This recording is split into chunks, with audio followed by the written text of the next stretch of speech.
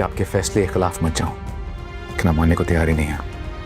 Dad, शादी तो मैं परीक्षा से ही करूंगा, चाहे आप माने या ना माने। अगर मैंने ये फैसला कर भी लिया तो तुम्हारी लाइफ डिस्टर्ब हो जाएगी,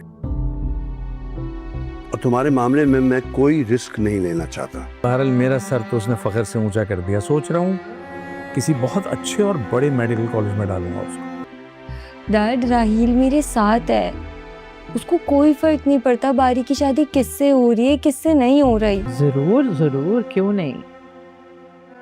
तुम्हें देख के तो ऐसा लग रहा है जैसे तुम्हें खुशी नहीं हुई। मैंने आखिरी हद तक कोशिश की।